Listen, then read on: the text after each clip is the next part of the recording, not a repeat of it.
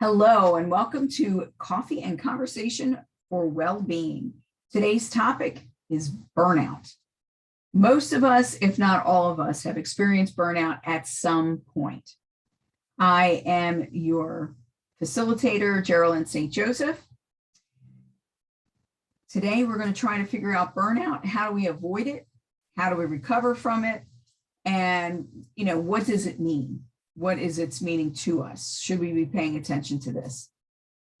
So the first thing that we want to discuss is, what is burnout specifically? I mean, there are times when you get tired of your job or you get a little bored.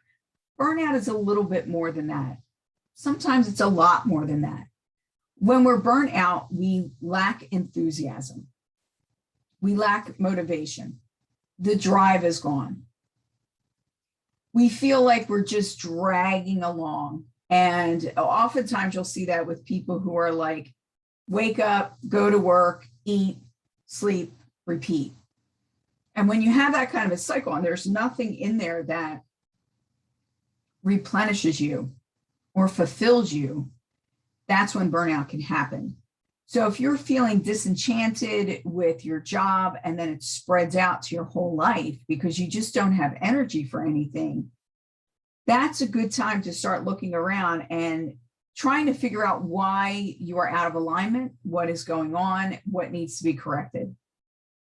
So burnout, in a broader sense, is what happens when we are not in alignment with our integrity, our ideals, and ourselves, like our soul.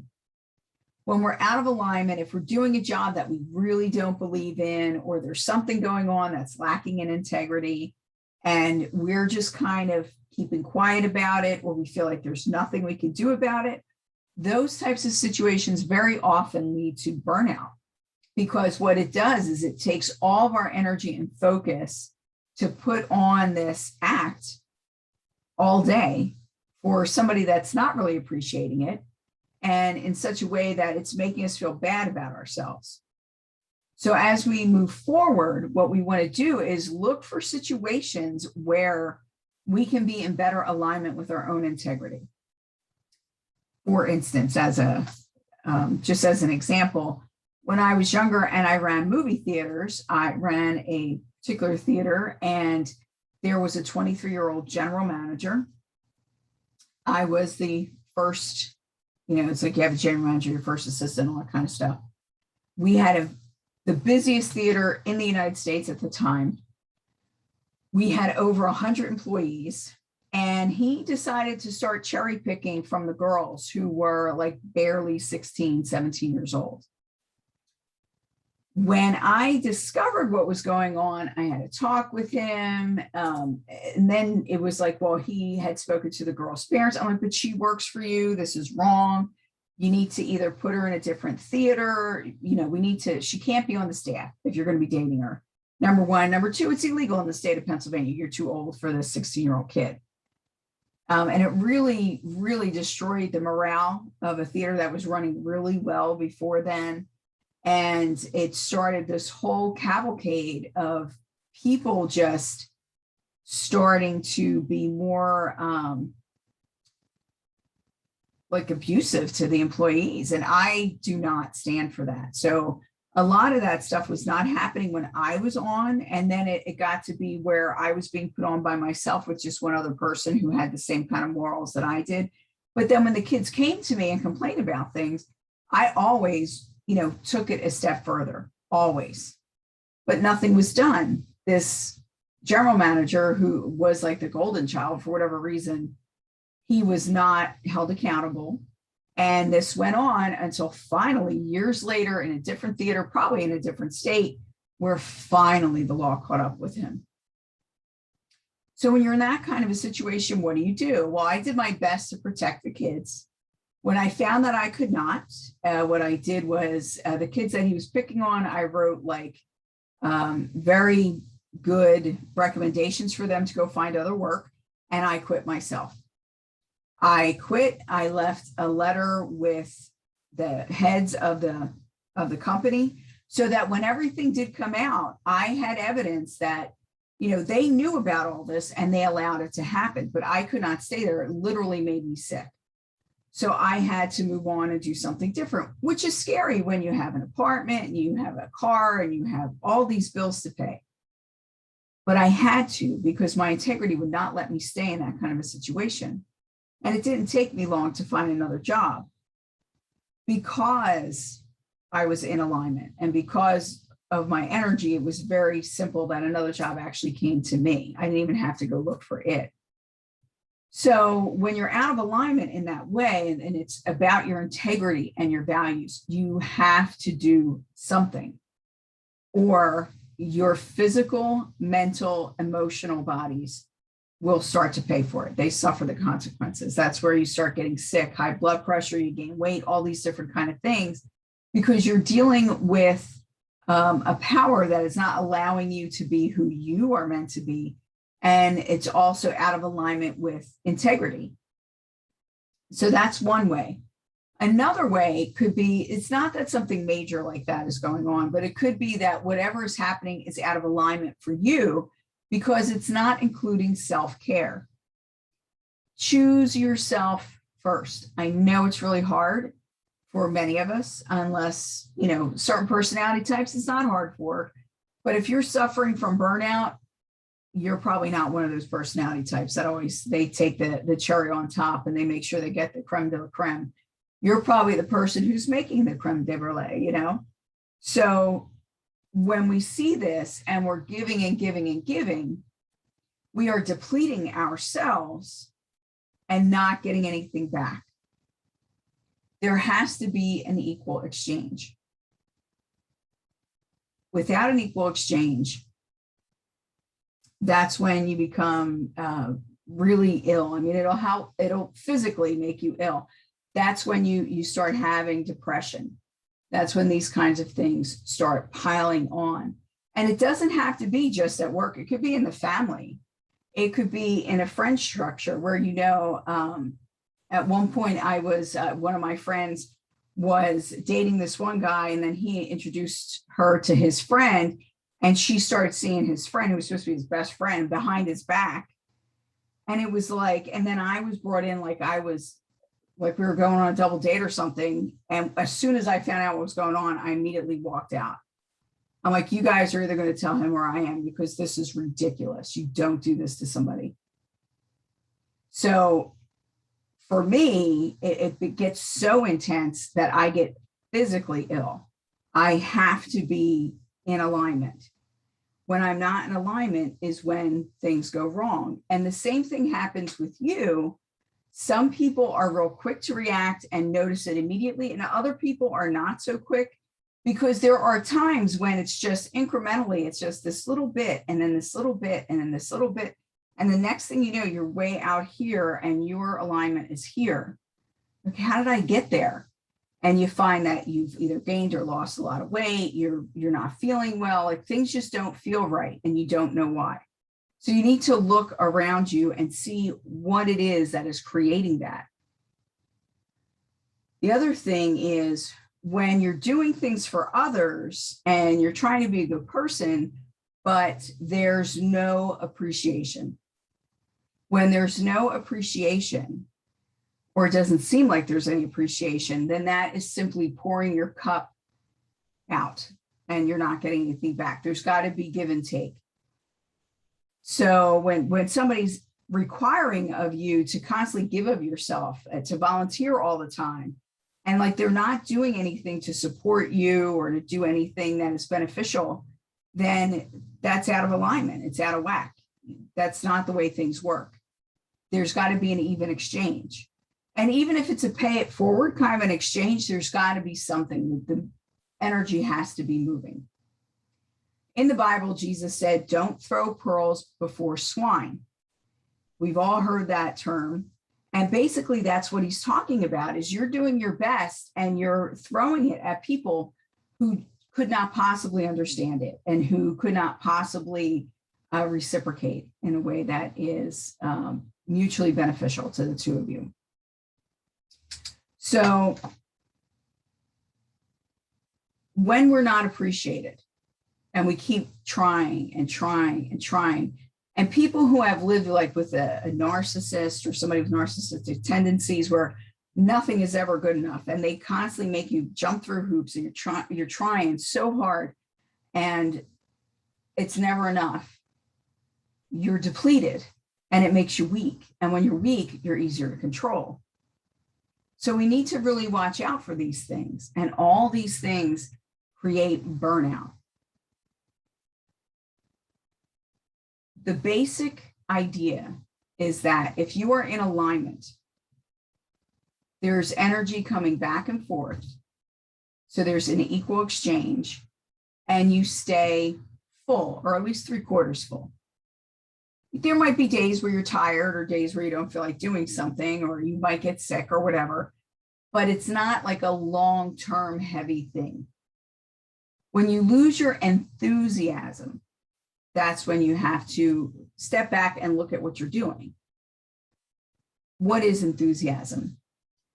The root of the word enthusiasm, it means to be filled with God. If you don't want to call it God, you can call it spirit, you call it the Godhead, you call it love, but enthusiasm means that you are filled with this life force energy, and that's what keeps you going, and it fills you up, and it makes you bright, and you sparkle. You know, like when you first fall in love with somebody, or for women, like I was pregnant 2 days, and some of my friends immediately were like, "You are glowing. Are you pregnant?" And luckily I knew, because I felt it right at that moment. So it was like, yes, how could you tell so quickly? It was really amazing. So when you're filled with that kind of energy, you tend to be more expressive. You show up better. You tend to be more aware and more invested in whatever you're doing. So that doesn't mean that you're invested because if you don't do it, you're going to lose your house. You're invested because it feels good and it feeds you. It gives you fulfillment. You need to make sure that you keep something in your cup. You can't be giving it all away and expect to still be healthy and survive and do well. That's not the way it works. So let's move on from that. Now we know what it is to be burnt out. It's like not having any motivation. You really feel run down, and it's like a bone weary. It's weary on every level. It's mental, emotional, spiritual, and physical. It's not just one level, it's every level. And you're doing everything that you can to drag yourself to that job or to that meeting or to talk to that friend or whatever it is, to that family outing, where it's really not, it doesn't feel good. It doesn't feel right. And you're forcing yourself into that position, depleting yourself even further.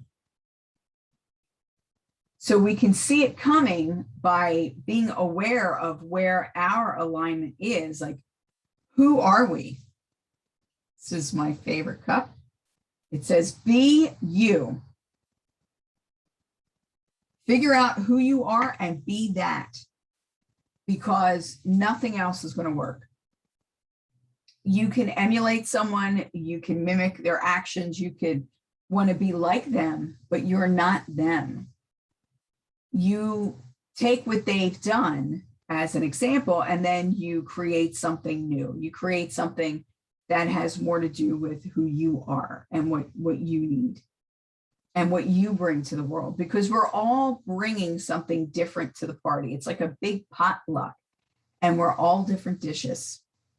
And that's good that we're all different dishes, because you don't want everybody bringing potato salad.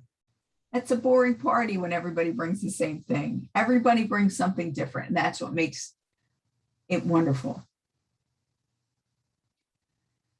Once we figured out that we are burnt out, how do we release ourselves from that place? And how do we crawl out from under that? Well, there are several different things that we can do. The first thing is to notice it and figure out what part of your life is creating this for you. Where is it? Where's the keyhole? Is it everything? Is it working with a particular person? Is it a particular action we have to take?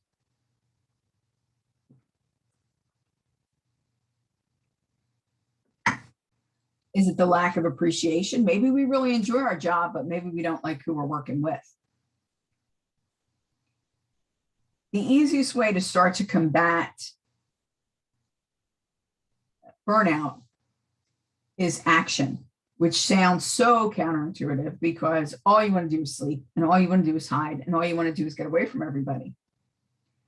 But when you take that and you choose yourself first and you take action, for instance, if it is your job, if it is that, you're surrounded by people who do not appreciate what you bring to the table, then what you do is you move forward by figuring out, well, what am I doing? Like they're saying I'm doing everything wrong, but what am I doing right? What do I know I'm doing right? Keep a journal, keep track of that. And then find another part of your life where you can take action to counteract what's happening at work. My first instinct always is to just get out of that job and find a new one. It's something I have done over and over again in my life. I mean, I'm fine with jobs usually for a while, depending on who I'm working with and what kind of a job it is. But as soon as things start to not feed me any longer, I tend to look for a different kind of work or for a different job. Now, that being said, I did work in the same company for 16 years because there was a very good relationship going on there. It was a small company. We made sure that everybody was taken care of, and I had my place. I knew what my place was. I did it well. It was appreciated. Good situation. And that's what you're looking for. If it's at home, you may want to find work that's fulfilling or volunteer work or a church or a nonprofit to get involved in. If it is family, you may want to find a friend group to be a part of. You may want to go to therapy. Whatever it is that feeds you, that's what you need to do. And you need to make a commitment to it because you're making a commitment to you. You are the important person in this equation. Giving to everybody else, especially when it's not appreciated, is not serving anybody.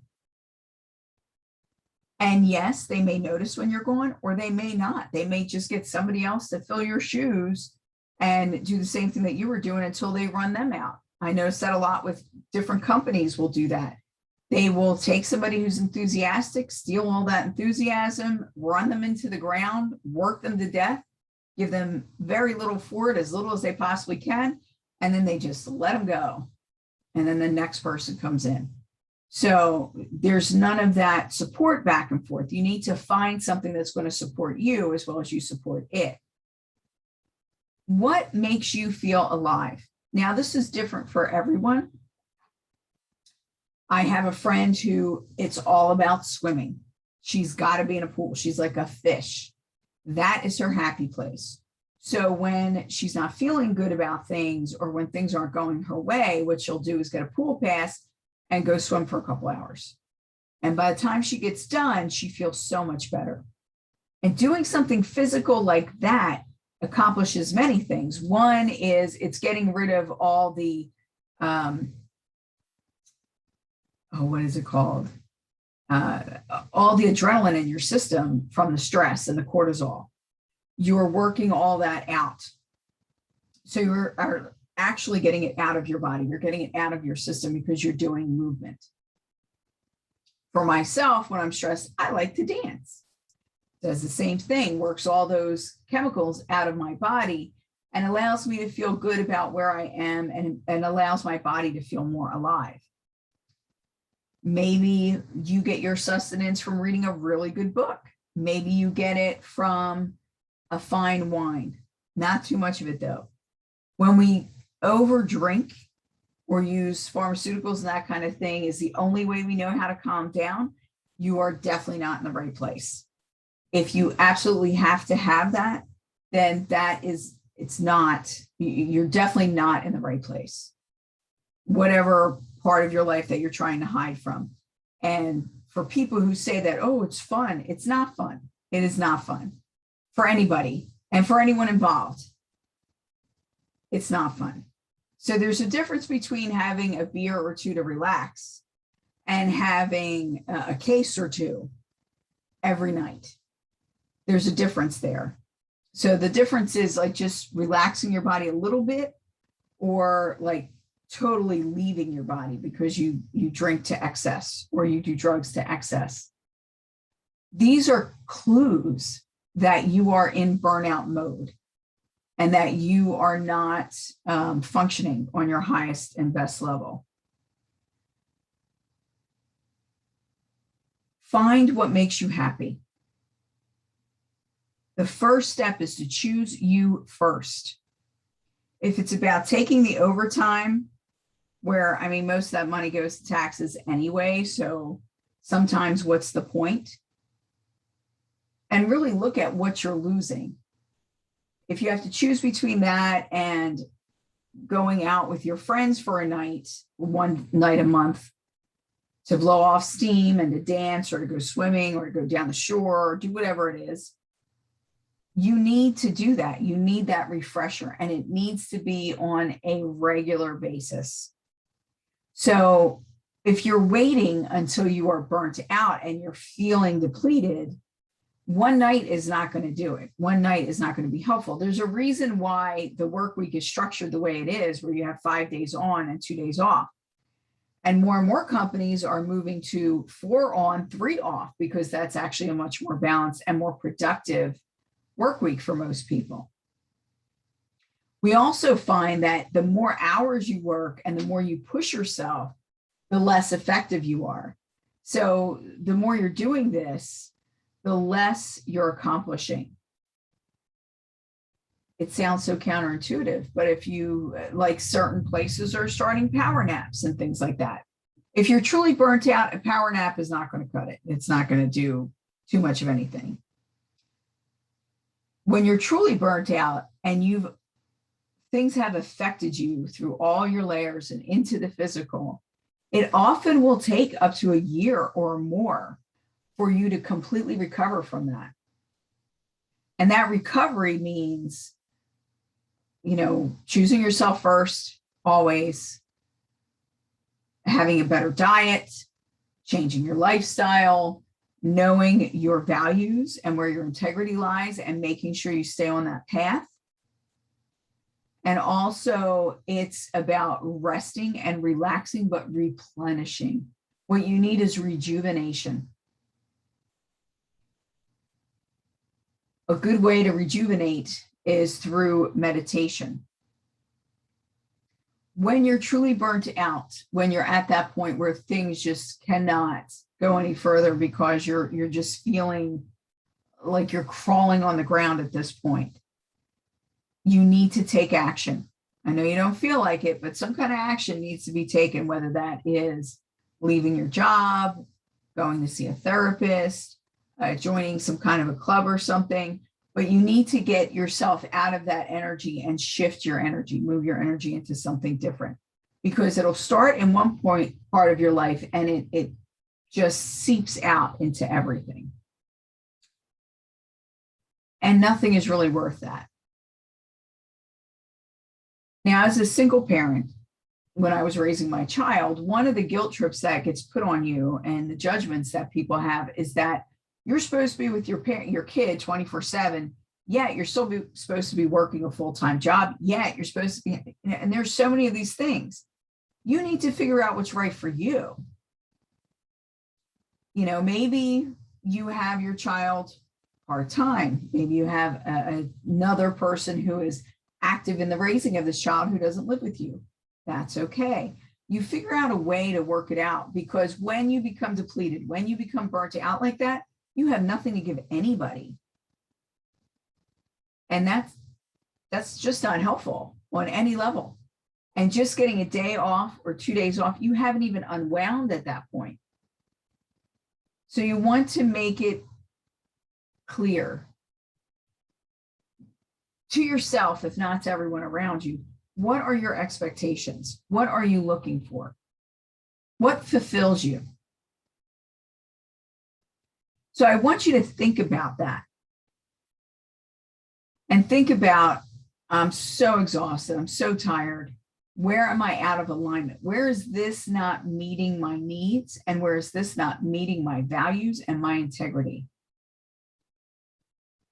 Am I being asked to do something that I would consider unjust or maybe a little sketchy? What are you being asked to do? What are you asking yourself to do? What are you putting yourself through? Another part of being burnt out is having decision fatigue, because when we are that tired, when we become that depleted, we don't want to be responsible for anything. So then we get decision fatigue, and it just feels like every decision becomes too much. Figuring out what clothes are you wearing, doing the laundry. Should I go right or should I go left? Should I, how do I get there? All these things stack up upon one another. And you don't want to get to that point. As soon as you start feeling off, as soon as you start feeling less than enthusiastic about what you're doing, as soon as these emotions start coming up, you need to examine them. So one of the things that I want to mention is I can hear it in my head, people saying, well, I have anxiety. I have performance anxiety. I suffer from depression and all these other things. Are these things real? Yes, of course they're real. Can depression be caused by being out of alignment and going into a burnout? Yes. And then even once you resolve the burnout issue, you've changed things, you've moved into a different direction. Now you've created a physical body system that is used to feeling a certain way. So that's a whole nother can of worms that you got to open up and change. And there's different ways to do that. I always suggest a really good therapist, or to find something, a practice that makes you feel better so that your body gets used to feeling good. With anxiety, when back in the day, and I know I'm showing my age here, but anxiety wasn't always considered a bad thing. Oh, I'm anxious to hear that. It means you're excited. So anxiety and excitement are the same in the physical body. In our minds, we say, oh, well, that's what this is, and well, that's what that is. And then we spiral in a direction. We either spiral up with excitement or we spiral down with fear. Which way do you want to go? Why are you having anxiety? What are you feeling? Anxiety is a disease of the future, which means it comes from the future. You're always in the future. You're constantly thinking about the future. You're not grounded. Your body is not, your soul's not in there completely. It's always out there looking for something different. So as you notice that you're forward thinking and you're getting anxious, then the thing is to pull yourself back into the now. When you're living in the now, anxiety dissipates. When you're in the now, it's not there, because anxiety is all about what if and just suppose and oh my goodness. But anxiety is generally about things that are in the future that may happen, that usually don't. It's worrying on a whole nother level. It's a notch above worrying, because we're creating in our bodies this feeling of impending doom and danger, when that's not necessarily the direction we need to go in. So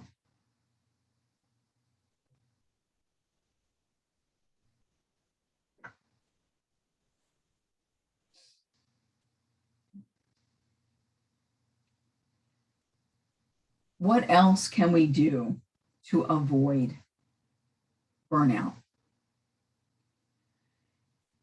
If you are aware of yourself and your circumstances and how you're feeling and your reactions to things, it is much, much easier to avoid burnout, because you will see it coming from a mile away. You won't let it get anywhere near you. I know some people are going to say that burnout comes from overworking yourself and doing too much in too short a span of time and this, that, and the other thing. That is true because you're missing the ingredient of self-care. Some people can do that and they don't get burnt out. Some people can go on and they're like the Energizer Bunny because they love what they're doing and they're in alignment with it. It is a part of their soul's plan. It's something that they want to be doing. Can you get exhausted because you're doing too much? Maybe you're doing too much with your kids or even doing things that you want to do. When you do too much and you're not sleeping and you're not getting the proper rest, that makes you exhausted. Yes. Is being exhausted the same as burnout? No, because when you're exhausted by something, exhaustion is a part of burnout. It's mental exhaustion, emotional exhaustion, and physical exhaustion. Regular exhaustion, which is primarily physical, it might be mental if you just took like the LSATs or something like that, but it's primarily a physical thing. After resting sometimes even just getting a really good night's rest for one night can help pull you out of that. Or maybe it's about taking a week off and going on vacation and, disconnecting from everything. That'll solve exhaustion. That does not solve burnout. It helps a little bit. It lifts the load just a little bit, but not enough to really help with releasing burnout and getting rid of it completely. So the best way to deal with burnout is to not deal with burnout, is to see when you're moving in that direction, when you're being triggered by things. So I'm going to use work because that's the easiest place to set things up. If you're in a work environment where you're not appreciated and you're asked to do a lot of stuff and then it's just not appreciated, that will lead to burnout. If you're getting paid full-time wages of, a 40-hour-a-week job and they're asking you for 60, 65, 70 hours a week, that's going to lead to burnout. I've worked for several different places where they expect the employees to just we're supposed to do all this promotion and all this advertising for them, but we're not getting paid for any of that. That's not part of our regular hours. They don't want to count that. And I would always be like, no, if I'm doing work for you, I'm getting paid for doing work for you. If I'm not getting paid for doing work for you, then I'm not going off and being your figurehead and doing all this extra stuff. That's not what I'm here for, to bring you a ton of free advertisement. I don't mind doing it as part of my job, but that doesn't mean that you get it for free. So things like that, where it's out of alignment. But most people, when they get a job and they start adding things and adding things and adding things, to put your foot down and be like, you're adding a little bit too much here. This is how much time I have. This is how much work I can do. Now you've added this whole component. Are you going to give me overtime? Oh, no, you're on salary. You don't get overtime. That's not really true. You still need to give me overtime. So things like that, where you're standing up for yourself. And you always have to be willing to walk when things are not right. There are laws, at least in Pennsylvania and in America for the most part, where if you are in a hostile work environment, which is like they're overworking you, they're making you work without pay, they're not giving overtime, they get punished for that if somebody brings it to the attention of the proper authorities. The thing is, they have everybody snowed and they think, oh, well, this is just part of the job. No, it's not. Oh, a 50-hour work week, that's a regular work week. No, it's not. In the state of Pennsylvania, 32 hours is considered a full-time work week. 40 hours is standard. 50 is not. Well, in our no, then you're paying me for 50. You're not going to pay me for 40 and I'm going to work 50. That it doesn't work that way. So things like that really start building up and building up and building up. And the more you don't speak out, the more you don't put your foot down, the more you don't take care of yourself, the worse that gets. And the more prone to real burnout you are. because it's not just about the physical exhaustion, it's about the emotional abuse that happens with it. You know, the lack of appreciation, the being treated like you're nothing, and always choosing something or someone over yourself. So you're not even being true to yourself. There are certain jobs, like teachers, for instance, where you're given time off, which doesn't carry over, but you're looked down upon if you use any of it more than a day or two. Like, you get all these great benefits, except you're not supposed to use any of them. So these are things to be careful of when you're going into the workplace. But the same kind of stuff can happen at home. It can happen if you're volunteering. It can happen with a friend group. Maybe you're the one who figures out the bill for everybody all the time, and you always end up having to pay more, even though you didn't have any drinks and everybody else did. Or maybe you're the one who ends up driving all the time because nobody else wants to put the mileage on their car. Or maybe you're the one who always ends up paying the tolls when you go somewhere. Pay attention to these things because they all wear you down bit by bit by bit. Avoiding burnout is much easier and much more healthy than trying to recover from it. And if you feel that you're going in that direction, if you're lacking in enthusiasm, you're lacking in strength, and you don't know which way to turn, start doing an inventory of what are you doing, what makes you feel good, what's not making you feel good, and where you really want to be.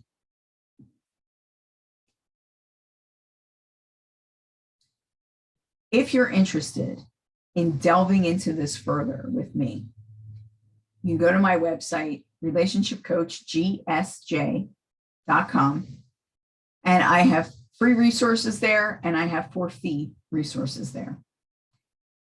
I hope this was helpful, and maybe we'll do a little meditation later on. But that's not going to be part of this video. It will be part of the next. Thank you for your time. This is Geralyn St Joseph signing off.